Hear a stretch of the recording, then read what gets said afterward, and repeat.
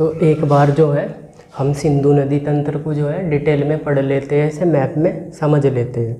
तो देखिए इसमें सिंधु नदी तंत्र की जो सबसे मुख्य नदी है वो सिंधु नदी है, ये इसकी सबसे मुख्य नदी है।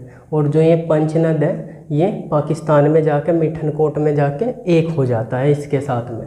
तो इसे देखिए आप सिंधु नदी को, सिंधु नदी जो है चेमा युंगडुंग ग्लेशियर से निकल कर चलती है, चेमा युंगडुंग ग्लेशियर से निकल कर चलती है और तिब्बत से जो है ये भारत में प्रवेश करती है और भारत से जो है ये पाकिस्तान में फिर चली जाती है। इस तरीके से आप इसे देखेंगे यहाँ पर, और ये यहाँ पर कराची के निकट अरब सागर में गिर जाती है।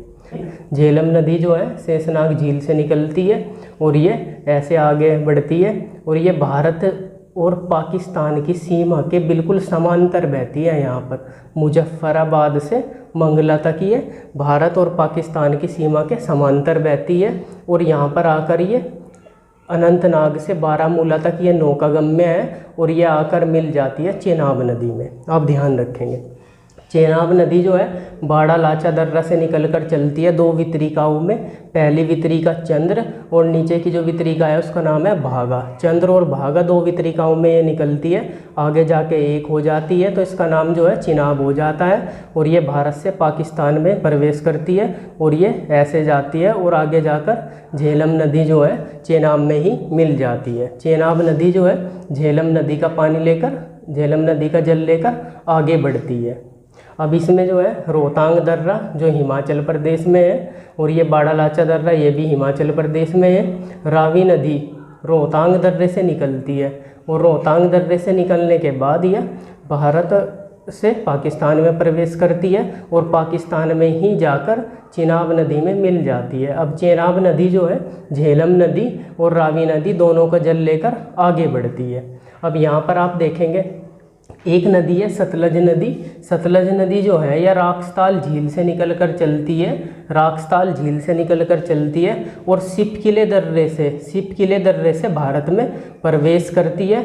और जैसे ही ये भारत में प्रवेश करती है आगे बढ़ती है तो यहाँ पर व्यास नदी जो है व्यास कुंड से निकलती है, रोहतांग दर्रे के पास से ही व्यास कुंड से निकलती है और हरी के बैराज कपूरथला के पास में ये सतलज नदी में मिल जाती है। अब सतलज नदी व्यास नदी का जल लेकर आगे बढ़ती है। अब सतलज नदी आगे बढ़ रही है और पाकिस्तान में यह जैसे ही प्रवेश करेगी पाकिस्तान में जाकर ही इसमें चेनाब नदी जो है झेलम नदी और रावी नदी दोनों का जल जो है ये सतलज नदी में आकर मिल जाएगी। चेनाब नदी सतलज में मिल जाती है और सतलज नदी जो है सारी इन 5 नदियों का जल लेकर मिठनकोट में सिंधु नदी में आकर मिल जाती है। तो इस तरीके से ये पंचनद जो है ये सिंधु नदी में मिल जाता है और सिंधु नदी जो है इस पंचनद का जल लेकर कराची के पास से अरब सागर में गिर जाती है। ये सिंधु नदी तंत्र था, हमने इसे मैप में समझ लिया, ये बड़ा इम्पोर्टेंट है। शेषनाग झील से झेलम नदी निकल रही, बाड़ा लाचा दर्रा से चेनाब नदी निकल रही, रोहतांग दर्रे से रावी नदी निकल रही, व्यास कुंड से व्यास नदी निकल रही है और राक्सताल झील से जो है सतलज नदी निकल रही है। ये आप ध्यान रखेंगे।